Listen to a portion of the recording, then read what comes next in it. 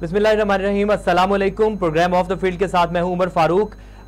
खेलों की दुनिया में बात करते चले तो सबसे पहले आज आगाज करेंगे हॉकी से, कौमी खेल से। इसके रिवाइवल के लिए एक टूर्नामेंट भी लाहौर में मुनक्किद हो रहा है। कल इमरान खान साहब की जो खिताब था उसकी वजह से हम प्रोग्राम में वापस नहीं आ सके थे, तो उसी टॉपिक को लेकर, उसी अज़्म को लेकर प्रोग्राम का आगाज करते हैं। मुबशिर मुख्तार साहब ने हमें ज्वाइन किया है, इंटरनेशनल हॉकी प्लेयर है, उन्होंने हमें ज्वाइन किया है। बहुत शुक्रिया मुबशिर साहब प्रोग्राम में वक्त देने के लिए। सबसे पहले तो आप क्योंकि यूथ के लिए भी, हॉकी के लिए काम करते हैं, पाकिस्तान में अगर ग्रास रूट लेवल पे देखा जाए हॉकी तो कहां खड़ी है? उमर, पहले तो बहुत बहुत शुक्रिया, आपने मुझे क्या कहते हैं प्रोग्राम में मदद किया है। सेकंड ये कि देखिए नेशनल गेम है, जिस तरह से इसको पजीराई मिलनी चाहिए मुल्क में, और जैसे माजी में मिलती रही है, वो काफी अरसे से, सालों से जो है ना, वो हमें पजीराई नहीं मिल रही है कौमी खेल को। ना तो हुकूमती सतह पे मिल रही है, ना हमें नेशनल टीवी के ऊपर हमें मिल रहा है। लेकिन आपका चैनल है, आप लोग हॉकी के ऊपर बात कर रहे हैं, बड़ी खुशी होती है जब कोई हॉकी के ऊपर कोई इस चैनल पे कोई बात होती है। ये नेशनल गेम है और इसका जो है ना सबसे ज्यादा जो है इसका वो इसको लेना जो चाहिए, इसको नेशनल टीवी के ऊपर इसको दिखाना चाहिए मैचेस। सेकंड, अब आपने बात की कि हमारे यहाँ हॉकी का क्या पोजीशन है, क्या है। देखें, पाकिस्तान में कई अरसे से जो हमारी फतवात थी, हमने इतने जो हमने मेडल जीते, इतनी हमने ट्रॉफी जीती, उसके बाद बहुत बड़ा गैप आ गया। उस गैप को कवर करने के लिए जो मौजूदा फेडरेशन है बहुत हद तक काम कर रही है। अब वो देखिए कहाँ तक कामयाब होता है।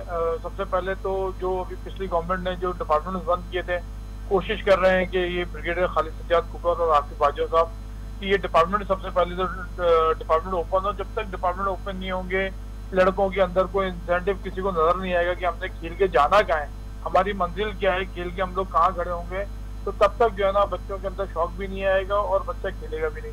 देखिए, जब हमने भी हॉकी स्टार्ट की थी तो हमारे पास भी 2 से 3 टारगेट थे कि एक हमें अच्छी यूनिवर्सिटी में, कॉलेज में दाखिला मिल जाएगा, ठीक है, पाकिस्तान खेल जाएंगे। नंबर 3 ये था कि नहीं भी खेले तो कम से कम एक अच्छी नौकरी तो मिल जाएगी। अभी तमाम चीजें बंद होती जा रही हैं, तो देखें अल्लाह मालिक है कि दुआ करते हैं कि हम गवर्नमेंट से भी कि गवर्नमेंट इसके ऊपर अपना देखे इसको और इसको जो है ना टेकअप करें। जी अच्छा सर, लाहौर में एक लोकल लेवल पे कह लें, लाहौर के मुकामी सतह पर एक टूर्नामेंट मुनक्किद किया गया है कमिश्नर लाहौर की जानिब से। अंडर 13 टूर्नामेंट है और इस तरह मेरे ख्याल में एक अच्छा इनिशिएटिव है, क्योंकि हॉकी की अगर अवेयरनेस होगी निचले लेवल पर, जो यंगस्टर्स हैं, जो यंगर जनरेशन है, उनके अंदर अगर हॉकी में उनको कुछ नजर आएगा तो वो ऑफ कोर्स हॉकी की तरफ आएंगे। इस इनिशिएटिव को कैसे देखते हैं आप? और दूसरा, आप भी यूथ हॉकी को प्रमोट भी करते हैं, तो अगर कराची में देखा जाए, कराची में इस तरह के क्या टूर्नामेंट्स हो रहे हैं? जी बिल्कुल, देखें जो अंडर 13, देखें हमारी ग्रास रूट क्या है, हमारा वो क्या है, बेस क्या है। देखिए, जब तक हम अंडर 13, अंडर 14, अंडर 16 पे हम लोग काम नहीं करेंगे तो हमारे पास बच्चे ने आने ही नहीं है। तो ये कमिश्नर कराची का बहुत अच्छा इनिशिएटिव है जो इन्होंने लिया है, और इनको हम क्या कहते हैं, हम इनकी तारीफ भी करते हैं। और ये इवेंट एक नहीं, इनको अपने कैलेंडर में डालना चाहिए। हर साल ये इवेंट जो है ये कंटिन्यूसली, इसकी जब तक कंटिन्यूएशन नहीं होगी तब तक बेहतरी नहीं आएगी। हम एक इवेंट करा देते हैं, उसके बाद सालों बाद फिर हम लोग सो जाते हैं, फिर उसके बाद याद आता है नहीं है दोबारा कराना है। तो ये जो कंटिन्यूएशन है ना इसकी, ये एक बहुत जरूरी है।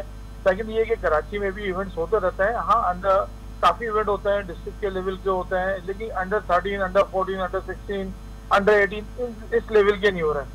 तो इस लेवल के कराची क्या पूरे पाकिस्तान में होने चाहिए। जितने ज्यादा हम लोग इस ग्रास रूट लेवल पे अंडर 14 पे, अंडर 13 पे काम करेंगे तो ये वो बहुत अच्छा रहेगा। जहाँ तक आपने यूथ हॉकी की बात की है जी, तो अभी प्राइम मिनिस्टर जो मौजूदा प्राइम मिनिस्टर है शहबाज शरीफ साहब, इन्होंने एक प्रोग्राम में स्टार्ट किया है, youth program, prime minister youth program. उसको जो लीड कर रही है मैडम शजा फातिमा जो है, वो जो प्राइम मिनिस्टर की स्पेशल असिस्टेंट है फॉर यूथ प्रोग्राम के लिए, वो उसको लीड कर रही है।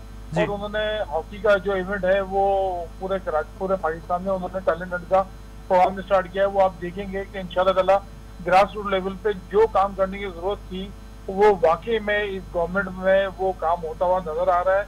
उसकी कुछ चीजें हमारे सफेद यूनिवर्सिटी जिससे मैं बिलोंग करता हूँ, डायरेक्टर स्पोर्ट्स हूँ, वहाँ पे कुछ चीजें हमें मिली हैं, मेजर रोल हमारा है। बाकी और तमाम यूनिवर्सिटीज का भी है, इसको जो लीड कर रहा है प्राइम मिनिस्टर हाउस कर रहा है, और उसके इनिशिएटिव का जो मेन चीज है वो HEC ने लिया है। HEC की तरफ से वो हमें मिला है। इसमें मैडम शाइस्ता सुहेल है, जावेद अली मेमन साहब है जो डायरेक्टर स्पोर्ट्स है HEC के, इन सबकी कोलैबोरेशन से जो है ये पूरा HEC का टैलेंट प्रोग्राम जो हमारा स्टार्ट होगा अगस्त में, हम लोग इसको स्टार्ट करेंगे। तो आप देखेंगे कि इंशाल्लाह इसमें कितना टैलेंट निकल के आएगा और कितना छुपा हुआ टैलेंट जो हम निकालेंगे इंशाल्लाह। सर, जिस तरह आप भी सर सैयद यूनिवर्सिटी से वाबस्ता है और इसी तरह से अगर यूनिवर्सिटी लेवल पे देखा जाए तो क्या बाकी यूनिवर्सिटीज में कराची में या इवन पाकिस्तान में हॉकी हो रही है? क्या लगता है आपको, या उस लेवल की है कि हम इंटरनेशनल लेवल पे कम्पीट कर सकें? देखिए जहाँ तक हॉकी का ताल्लुक है ना, देखिए हॉकी जब जाहिर बात है जब क्लबों में स्कूलों में नहीं होगी तो यूनिवर्सिटी में भी उसकी वो म्यार नहीं होगा। लेकिन चूंकि हॉकी हमारा कंटिन्यूसली चलती आ रही है, इस तरह कराची में 2-3 यूनिवर्सिटीज और हैं जिनकी अपनी टीमें हैं, इसके अलावा पंजाब में बहुत अच्छी टीमें हैं और KPK में बहुत अच्छी टीम है, यूनिवर्सिटी लेवल पे काम हो रहा है। लेकिन जब यूथ की और ग्रास रूट लेवल की बात करते हैं उमर, तो हमें सबसे पहले ये देखना चाहिए कि स्कूल कॉलेजेस में हो रही है नहीं हो रही, सेकंड के क्लब है नहीं है। अब लेकिन जो चीफ ऑफ आर्मी स्टाफ का जो टूर्नामेंट हो रहा है जिसका फाइनल लाहौर में हो रहा है, ये आर्मी चीफ का इनिशिएटिव था कि जिन्होंने सोचा कि हमने ग्रास रूट लेवल पे अगर हॉकी प्रमोट कर रही है तो हम कैसे करेंगे, तो फिर उन्होंने वो क्लब लेवल को उठाया।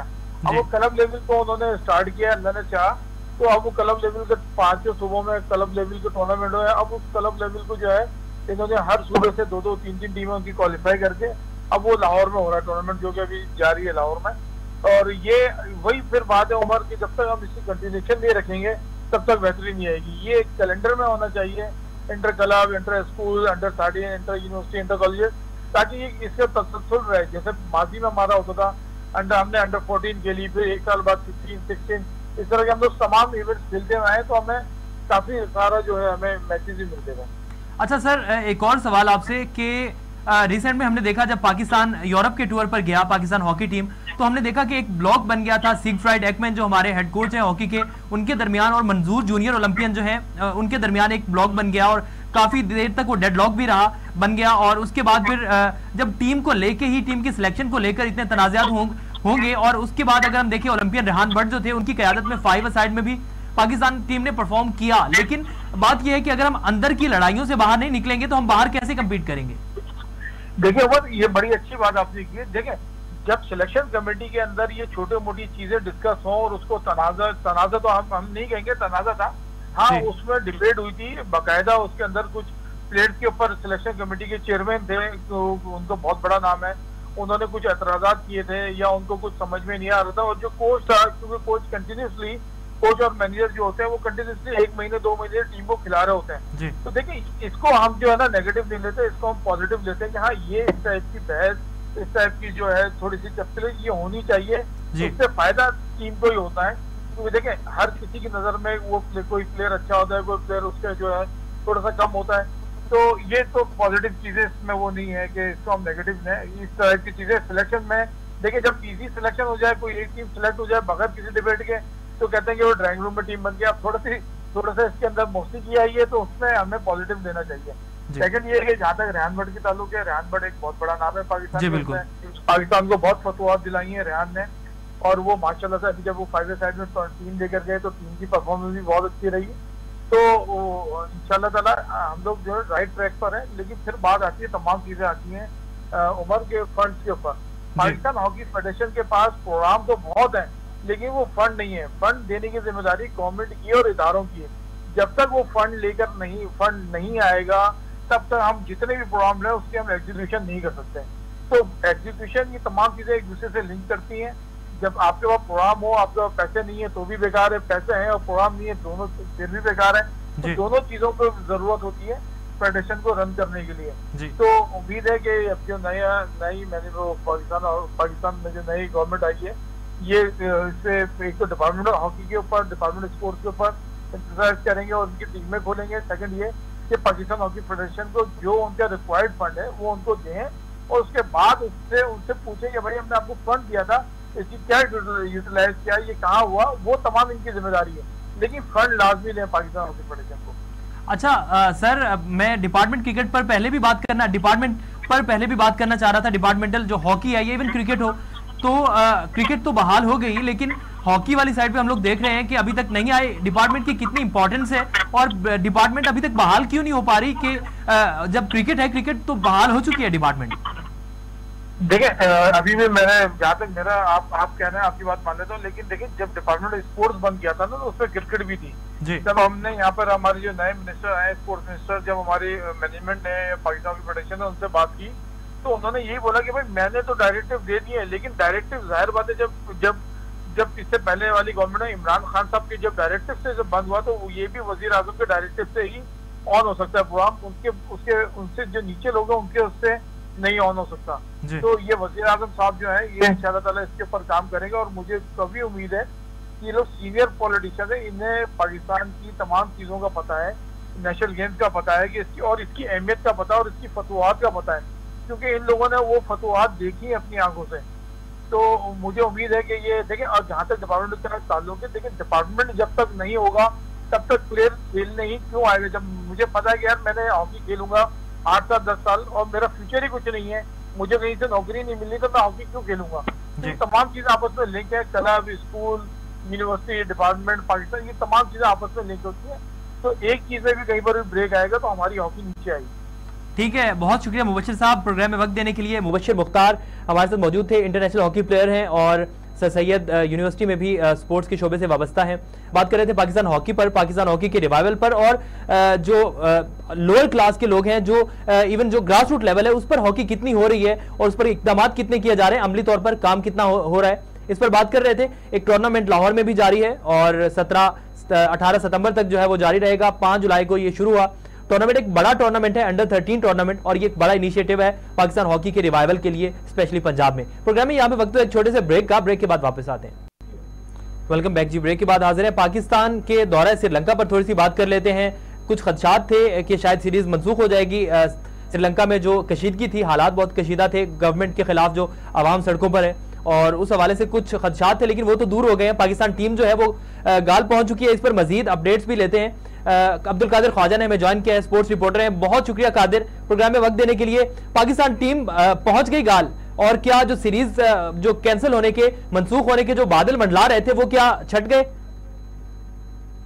तो कौमी टेस्ट स्क्वाड था वो कोलंबो पहुंचा था, और वहां पर जो सियासी कशीदगी थी उसके पेश नजर ये एज्यूम किया जा रहा था कि पाकिस्तान और श्रीलंका के दरमियान जो टेस्ट सीरीज होनी है 2 मैचेस पर मुश्तमिल, वो डिले हो जाएगी, वो पोस्टपोन हो जाएगी। अलबत्ता तमाम जो कयास रही थी वो दम तोड़ गई नहीं। उसके बाद पाकिस्तान टीम ने जो प्रैक्टिस मैच भी खेले, वार्म अप मैचेस भी खेले, ट्रेनिंग भी की, तो इससे ये अब जो है वो गाल में पहुंच चुकी है। तो पाकिस्तान और श्रीलंका के दरमियान जो पहला टेस्ट मैच है वो 16 जुलाई को गाल में शेड्यूल है, और वो शेड्यूल के मुताबिक होगा। जब पाकिस्तान क्रिकेट बोर्ड के तर्जुमान से हमारी बात तो उन्होंने कहा कि पाकिस्तान को किसी किस्म का कोई खतरा नहीं है, वहाँ की सिक्योरिटी फोर्सेज जो है वो पाकिस्तान के हमरा है, और स्क्वाड जो है वो भरपूर जो सिक्योरिटी है उसके हिसाब में है, और होटल में भी तमाम तर सिक्योरिटी इंतजाम मुकम्मल है। तो इस बात ऐसा उम्र कोई किसी किस्म की अभी जो है वो हमें देखने को नहीं मिल रहा, कोई डेंजरस हालात नहीं नजर आ रहे। बाहर जो है वो सियासी कशीदगी और तमाम सूरत हाल तो खतरनाक है ही है, लेकिन ऑस्ट्रेलिया भी जिस तरह अपना दौरा मुकम्मल करके गया और कामयाब दौरा करके गया, उस हवाले से लगता नहीं है कि पाकिस्तान की सीरीज को कोई खतरा है। अच्छा कादिर, एक सिलेक्शन की बात आपसे जानना चाहूंगा, अंदर की बात, कि इस पर बहुत ज्यादा सवालात उठाए जा रहे हैं कि सरफराज अहमद को इस पर मौका दिया जाएगा या उनको महज साथ ले जाया गया, या अगर पहले टेस्ट की बात कर ली जाए तो स्क्वाड में मोहम्मद रिजवान को खिलाए जाने का इम्कान है, या सरफराज अहमद को, या दोनों को? देखिए उमर, ये सरफराज अहमद जो कि विकेट कीपर के तौर पर गए हैं, और हारिस जो थे वो समझा जा रहा था जब उनको शामिल किया गया T20 में, तो इनको यही अजूम किया जा रहा था कि हारिस जो है वो मुस्तकबिल है पाकिस्तान क्रिकेट टीम का, और रिजर्व विकेट कीपर के तौर पर सामने आएंगे। अलबत्ता सरफराज अहमद जो है उन्होंने, उनकी काफी खिदमात है, चैंपियंस ट्रॉफी भी जीती, उसके बाद भी उन्होंने काफी अच्छा परफॉर्मेंस दी, लेकिन अब जो उनके अलावा कोई मजीद कोई ऑप्शन दिखाई नहीं देती, इसलिए सरफराज अहमद को कैरी किया गया साथ। और मोहम्मद रिजवान जो कि पहली तरजीह होंगे पाकिस्तान क्रिकेट टीम की, तो इस हवाले से मोहम्मद रिजवान खेलेंगे पहला मैच, और सरफराज अहमद जो कि बाहर बेंच पर बैठेंगे, तो इस वजह से वो रिजर्व विकेट कीपर के तौर पर सामने आए हैं, और स्क्वाड में भी उनको इसी वजह से शामिल किया गया था। अलबत्ता सरफराज अहमद की जो प्लेइंग 11 में शमूलियत है वो अभी तक नजर नहीं आ रही। ठीक है, बहुत शुक्रिया कादिर प्रोग्राम में वक्त देने के लिए। अब्दुल कादिर ख्वाजा हमारे साथ मौजूद थे, स्पोर्ट्स रिपोर्टर हैं, आगाह कर रहे थे पाकिस्तान और श्रीलंका के दरमियान 16 जुलाई से 20 जुलाई तक खेले जाने वाले पहले टेस्ट के बारे में, कि पाकिस्तान जो है वो क्या खेल पाएगा, खेलेगा नहीं खेलेगा, स्क्वाड की क्या सूरत हाल है, उस पर बात कर रहे थे। यहाँ पे वक्त तो एक छोटे से ब्रेक का, ब्रेक के बाद वापस आते हैं, और पाकिस्तान की शान शहरोज काशिफ जो मौत के मुंह से वापस आए हैं उन पर बात करेंगे। उनके वालिद हमारे साथ मौजूद होंगे एक ब्रेक के बाद। वेलकम बैक जी, ब्रेक के बाद हाजिर हैं। बात कर लेते हैं शहरोज काशिफ पर। आजकल के जो नौजवान हैं वो हम अमूमन देखते हैं वो गेम्स पर लगे होते हैं, या वो स्नूकर खेल रहे होते हैं, या ई गेमिंग पर लगे होते हैं, लेकिन ऐसे में एक ऐसा नौजवान है जो चोटियां सर कर रहा है, जो पाकिस्तान का नाम रोशन कर रहा है, और जो पहाड़ों का सीना चीर कर अपने रास्ते बनाकर जो है वो बड़ी बड़ी चोटियां जो है वो सर कर भी चुके हैं। और रिसेंट में मैं शहरोज काशिफ की बात कर रहा हूं, अभी रिसेंट में हमने देखा काफी मुश्किलात हुई, उनसे राब्ता मुनक़ता हो गया नांगा पर्वत सर करते हुए, और ईद से एक रोज पहले उन पर बात करेंगे।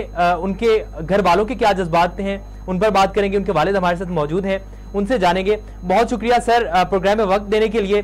सर सबसे पहले तो मैं जानना चाहता हूं, एक बाप होते हुए क्योंकि जाहिर सी बात है मुश्किल वक्त था और एक बाप होते हुए जज्बात समझ सकते हैं, लेकिन उनके जब मिल जाना और उनकी अचीवमेंट अगर देखी जाए शहरोज की, तो उस पर क्या कहते हैं सर आप? बहुत शुक्रिया जी।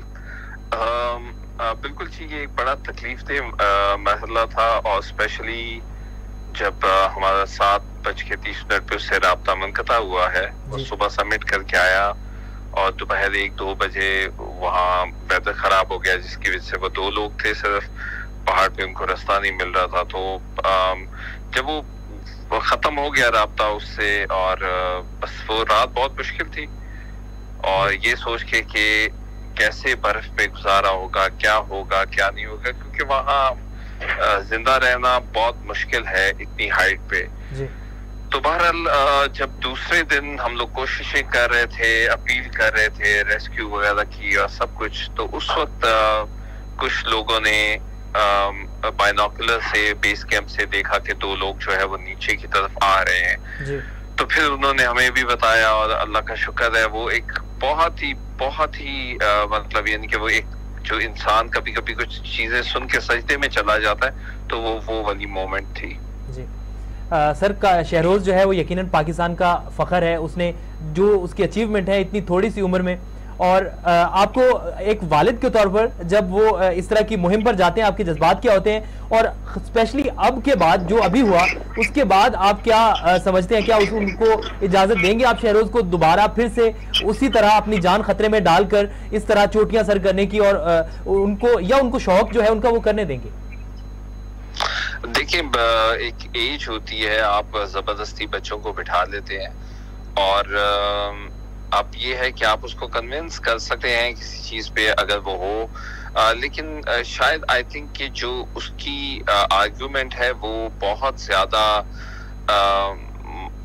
उस पे मतलब हम लोग कन्विंस हो जाते हैं, क्योंकि वो 9 साल हो गए उसको करते हुए, अब वो 20 साल का हुआ, 20 साल में उसने 8 चोटियां सर कर दी हैं, और मतलब इतने वर्ल्ड रिकॉर्ड्स बना लिए हैं। अब उसको रोकना जो है वो एक मतलब यानी कि I don't think it's a wise decision to stop him, और आप ये कह रहे हैं कि आप उसको रोकेंगे या आप उसको जाने नहीं देंगे, तो वो आपकी इत्तला के लिए अर्ज है कि वो चला गया हुआ है।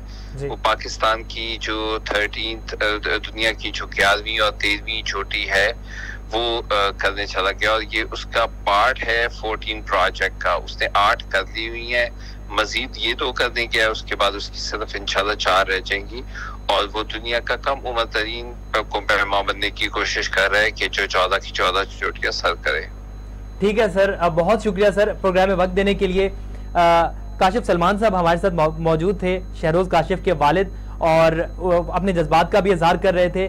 कुछ दिन पहले, ईद से एक रोज पहले, कुछ मुश्किल वक्त आया न सिर्फ उनके वालिदैन पर बल्कि पूरे पाकिस्तान पर, क्योंकि पाकिस्तान का फख्र है, जहां भी जाते हैं वो उनका जो रिकॉर्ड होता है वो उनका इंडिविजुअल नहीं बल्कि उनके नाम के साथ पाकिस्तानी भी लगता है, वो पाकिस्तानी कहलाए जाते हैं। वो पाकिस्तान के लिए जो है वो ये कर रहे हैं, और इस तरह के जो यंगस्टर्स हैं उनमें ऐसा शौक जो है वो पैदा होना, फिर इतने मुश्किल काम उनकी जानिब बढ़ना, जबकि जो सारे हमारे यंगस्टर्स हैं वो फजूल शौक हैं उनमें लगे हुए हैं, लेकिन ऐसे में एक ऐसा यंगस्टर जो अभी 20 साल का हुआ है और उसने 8 चोटियां जो हैं वो सर कर ली हैं, और मजीद 2 चोटियों के लिए जो अब से 2-3 दिन पहले अब मौत के मुंह से वापस आया है, और मतलब उसने मौत को इतने करीब से देखा, अल्लाह ने उसकी हिफाजत की, वो वापस आया, उसके बाद फिर से वो जो है अपनी मुहिम पर, अपने जो मकसद है उस पर रवाना हो चुका है। अल्लाह पाक उसकी हिफाजत करे, पूरी कौम की दुआएं उनके साथ हैं, हमारी दुआएं उनके साथ हैं। प्रोग्राम का वक्त खत्म हो गया, मुझे और मेरी टीम को इजाजत दीजिए, अल्लाह निगहबान।